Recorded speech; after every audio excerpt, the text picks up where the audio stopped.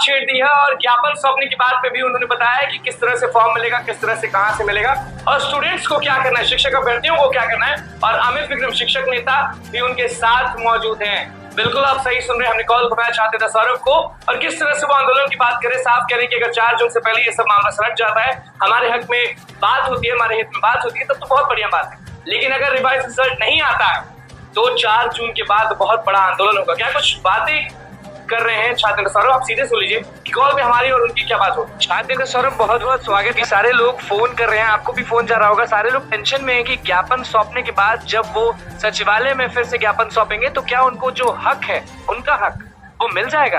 क्या revise result मिलेगा उन लोगों को? देखिए, सबसे पहले आपको बता दें कि जो चीजें लगभग सामने हैं और आप सब जानते हैं, हम लोग भी जानते हैं, और अभ्यर्थियों को आपके इस वीडियो के माध्यम से अभ्यर्थियों को हम एक चीज बताना चाहते हैं कि हमारे साथी जो हैं, जो शिक्षक संघ के नेता हैं अमित विक्रम जी, उनके तरफ से मतलब ये हुआ कि आवेदन देना है। क्यों आवेदन देना है? इसके पीछे जो चीज है, जो मंशा है कि राज्य सरकार अब बैकफुट पर है। राज्य सरकार के जो विभाग है, चाहे वो बीपीएससी हो या शिक्षा विभाग, दोनों के काले करतूत अब बिल्कुल सामने आ गए हैं।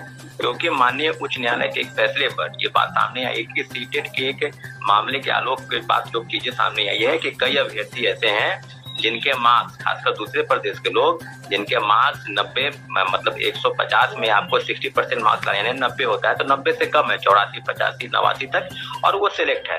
तो जब चीजें सामने आई है तो कई जिलों से जिला शिक्षा पदाधिकारी ने इस पत्र के आलोक में, जो माननीय उच्च न्यायालय के तरफ से गया है और शिक्षा विभाग से जो चिट्ठी जारी हुआ है कि जब सभी जिला शिक्षा पदाधिकारी को एक पत्र जारी करना है और पत्र के बाद ये बताना होगा कि जितने अभ्यर्थी हैं वो सीटेट पास हैं या अन्य डिग्री, उनके पास शैक्षणिक योग्यता हो, आवासीय हो, आय हो, और जितनी भी चीजें डिग्री हो, चाहे एसटीईटी की चाहे सीटेट की, सभी डिग्रियों पर अभी प्रमाणित करते हुए आपको स्वतः आपको ज्ञापन सौंपना है, आपको जमा करना है जो नौकरी कर रहे हैं TRE1 से लेकर TRE2 तक।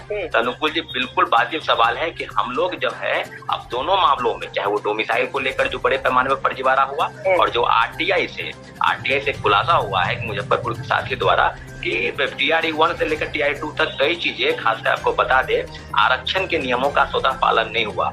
इस राज्य की महिलाओं को 35% आरक्षण बिहार के मूल कोटि की महिलाओं को मिलनी चाहिए, जो TRE1 से लेकर TRE2 तक आपको पता होगा 17,000 नौकरी अगर मिला है TRE1 में, जिसमें से 10,152 से ज्यादा नौकरी दूसरे प्रदेश के महिलाओं को मिला है। तो अब हम लोग तो बिल्कुल समझ चुके हैं ना। तो अब जो जिस आवेदन का आप जिक्र कर रहे हैं अनुकूल जी, ये आवेदन जो है जिला शिक्षा पदाधिकारी के स्तर पर जाना है, आपको देना है, और आप सब document, Aadhaar card, admit card, score card, women seat और जितने भी चीज है सबको सिल्व अटेस्ट करके आपको जमा करना है। कि लोग बड़ा कंफ्यूज हैं। लोग कहते हैं कि हमारा इतना मार्क्स कम है, क्या हमें ज्ञापन देना चाहिए? क्या मेरा मार्क्स इतना है, हम बाउंड्री लाइन पे थे, हमें ज्ञापन देना चाहिए? वो लोग बहुत कंफ्यूज है। और एक तरफ ये भी बात हो रही है कि जो फर्जी सीटेट वाले को उखाड़ के फेंक दिया गया है, ये भाषा हम इसलिए यूज कर रहे हैं क्योंकि जो फर्जी बैठे हैं वो किसी न किसी का हक लेके बैठे हैं, इसलिए उनको उखाड़ फेंकने की बात हम कह रहे हैं। तो उन सीटों पर बहाली होगी कि नहीं होगी, और जो बाउंड्री लाइन पे थे शिक्षक अभ्यर्थी वो ज्ञापन सौंपेंगे तो उनका क्या होगा? मतलब बहुत कंफ्यूजन वाली बात है।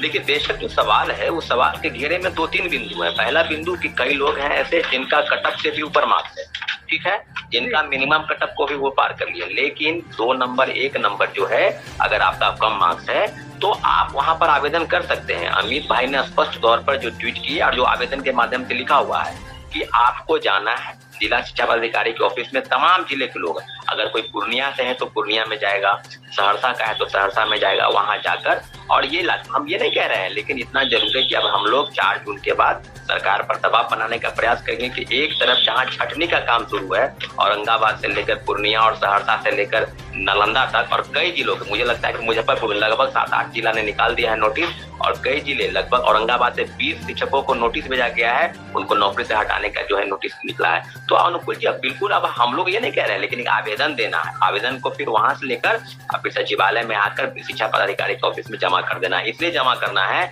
कि आप जो दावा ठोकते थे बीपीएससी कि हमने एक लोग को नौकरी जो दिया है, डंके की चोट पर दिया है कि आप गलत फर्जीवाड़े, तो फर्जीवाड़ा का तो बिल्कुल इतिहास रच गया। देश के इतिहास में इससे बड़ा कोई परीक्षा नहीं हुआ होगा जो 3 महीने में 2 लाख लोगों को नौकरी दी। और 2 लाख में क्या है, पहले पेज में अगर कहा जाए 92-93 हजार, उसमें से भी 28,800 नियोजित शिक्षक हैं और बड़े पैमाने तो 60-40 का आंकड़ा है। अब तो खेल बिहारी बनाम बाहरी होने वाला है। बाहरी को बाहर कीजिए, जो फर्जी किया है उसको बाहर कीजिए, सीटेट हो, एसटीटी हो या कोई भी, बाहरी को बाहर कर दें। हाँ बिल्कुल, बाहरी को बाहर क्यों नहीं करेंगे? बाहरी वाले सुनेंगे तो गरमा जाएंगे आप पे छात्र नेता सौरभ जी।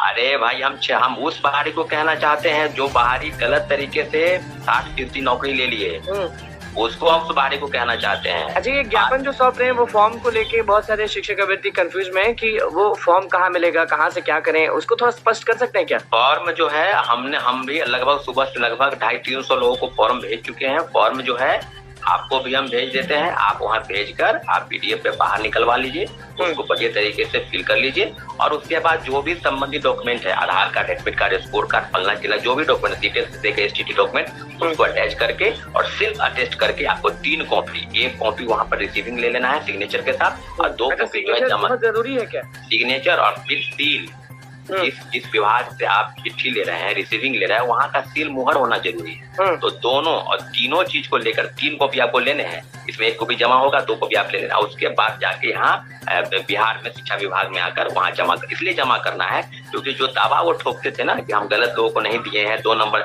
यहाँ तो अब दावा तो उस बात को लेकर है कि जो लोग मिनिमम कटअप को पार कर लिए हैं, सीटेट में भी उनका अच्छा मार्क्स, उसके बावजूद भी वो फेल है। तो ये कह रहे हैं तो रिजर्वेशन पे क्या बोलेंगे? वुमेन रिजर्वेशन पे महिलाएं बड़ा चिंतित हैं कि बाहर की जो महिलाएं हैं वो सारा आरक्षण ले गई हैं। वही हम बात कर रहे हैं। हम ऐसा नहीं कि हम उत्तर प्रदेश के लोगों से नफरत है और झारखंड के, हम सभी लोग एकजुट हैं। क्षेत्रीयता को हम बढ़ावा देने की भी बात नहीं कर रहे हैं, लेकिन ये जो बाहरी का बात हम कर रहे हैं ये वही बाहरी है जिनको 60% किसी भी प्रदेश में चले जाइए अनुकूल जी, बिहार के या किसी भी दूसरे डोमिसाइल स्टेट का अगर नौकरी में प्रावधान है वो तो 5% से लेकर 10%, लेकिन यही बिहार है जिसके मुख्यमंत्री बिल्कुल खुला छोड़ दिए डोमिसाइल पर के आइए और बिहार में नौकरी लेकर चले जाइए। ये जो दावा करते थे ना कि 10% से 15% हमने नौकरी दिया है, बिल्कुल गलत दावा है। 60% लोगों को अगर 100 नौकरी बटा तो 60 नौकरी दूसरे प्रदेश के लोग के हैं और 40 नौकरी बिहार के लोग हैं। तो बिहार का बहुत बड़ा घोर विडंबना है कि जिस प्रदेश के लोगों को नौकरी मिली वो नौकरी उनको नहीं है। और आज देखिएगा जब बहाली खत्म हो जाएगी तो सारे हमारे जो 20 के 30 हो गए, 30 के 40 हो गए, उम्र खत्म हो गया, वो दूसरे प्रदेश में जाकर मजदूरी ठेला ठेलेंगे, बर्फ फैक्ट्री में काम करेंगे, धान गेहूं काटेंगे, बस यही। क्योंकि बिहार सरकार का दिल इतना बड़ा हो गया है। एक तो उद्योग धंधा की कमी है, यहाँ पर रोजगार है, एक छोटी मोटी नौकरी के सहारे लोग तैयारी करते हैं कि नौकरी आएगी, वैकेंसी आएगा। जब वैकेंसी आया तो माननीय मुख्यमंत्री जी बिल्कुल दिल खोल दिए। तो ये तो फेल्योर हम सब सीधे सीधे कहेंगे। और देखिएगा चुनाव में अनुकूल जी, ये लोकसभा के आम चुनाव देखिएगा 4 जून को जो जेडीयू पार्टी है और जो आरजेडी है, देखिएगा खासकर जेडीयू को कितना बड़ा नुकसान होने वाला है ये आप देख लीजिएगा। इसके पीछे सबसे बड़ा जो कारण है वो शिक्षक है और एक के पाठक और अतुल प्रसाद, जो दोनों अधिकारियों की मिलीभगत का परिणाम है कि दोनों अधिकारी उत्तर प्रदेश के रहने वाले हैं और उत्तर प्रदेश के ज्यादातर लोगों का यहाँ सिलेक्शन हुआ है।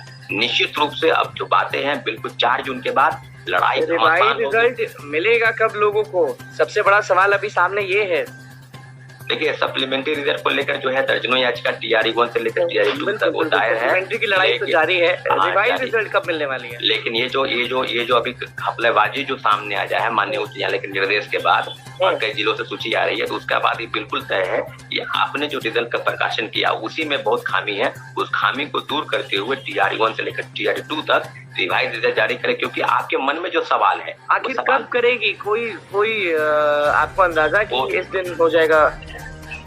देखिए हमको अंदाजा नहीं, अब हमको अंदाजा, अब हमको लड़ाई लड़नी है, अब हमको आंदोलन की तैयारी करनी है। अब सरकार आंदोलन करिएगा, आंदोलन करेंगे। सप्लीमेंट्री रिजल्ट जो कोर्ट में दायर है उसको लेकर डिवाइज रिजल्ट अगर धांधली हुई है, इसके बाद भी अगर नहीं सुनेंगे तो TRE-1 से लेकर TRE-2 तक न आरक्षण के नियम का पालन हुआ, न फर्जीवाड़े का जो है जो बेनतहा पार कर गया, तो अब हम लोग तो ये मान के चले ना कि दोनों बहाली को रद्द करने की तरफ बढ़ेंगे। तो इस तरह की चीजें एक तरह से कोशिश है, ज्ञापन वाली जो है ये एक तरह से कोशिश है कि ज्ञापन सौंपने से अगर कुछ हो जाता है तो ठीक है, नहीं तो 4 जून के बाद बड़ा आंदोलन होगा। देखिए ज्ञापन सौंपने से ये होगा कि हम जो है सीटेट पास हैं, अब मिनिमम कटअप को जो कटअप पार हुआ था हमारे विषय में उस विषय को भी हम पार करें। इसके बावजूद मेरा रिजल्ट नहीं आया तो फिर इस सरकार के पास और विभाग को एक दबाव बनाने का प्रयास है और विभाग बिल्कुल दबाव में 8 से 10 जिले जो है सूची निकाल चुकी है, मुजफ्फरपुर, सहरसा, औरंगाबाद कई। लेकिन हम एक बात और कहेंगे, जिला शिक्षा पदाधिकारी जो है ना उस पर भी गड़बड़ी का आशंका है। वो भी पैसे लेकर ऐसे लोगों को जो सीटेट में अपना एडिट करके हो सके मार्क्स पढ़वा लें, लेकिन उस पर भी ध्यान देने की जरूरत है। अगर जिला शिक्षा पदाधिकारी इस तरह का कारनामा करते हैं, एक बार जान लीजिए कि बहुत बड़ा बिल्कुल माननीय उच्च न्यायालय के बाद आया है, हम लोग फूंक दिए हैं। और इसके बाद 4 जून के बाद एक बहुत बड़ा प्रोटेस्ट आपको दिखाई देगा, क्योंकि ये लोकतांत्रिक हक छीनने नहीं देंगे। नहीं, हाथ नहीं छीनने देंगे। ये बाहरी जो है ना, फर्जीवाड़े तरीके से जो शामिल हो गए हैं, सबको बाहर का रास्ता दिखाई बाहरी देगा। को बाहर करवा के नहीं। तो दोस्तों, आप लोगों ने स्पष्ट रूप से सुन लिया सप्लीमेंट्री रिजल्ट पर सौरभ जी का बड़ा बयान और सौरभ जी की बड़ी बातें आपने सुना। स्पष्ट रूप से सौरभ जी का यही कहना है कि जो रिजल्ट है सप्लीमेंट्री वो जारी होगा, थोड़ा सा धैर्य बना के रखें। अब आगे जो भी होगा लेटेस्ट पहुँचाएंगे। दोस्तों, इस वीडियो में इतने। धन्यवाद दोस्तों। जय हिंद, जय भारत।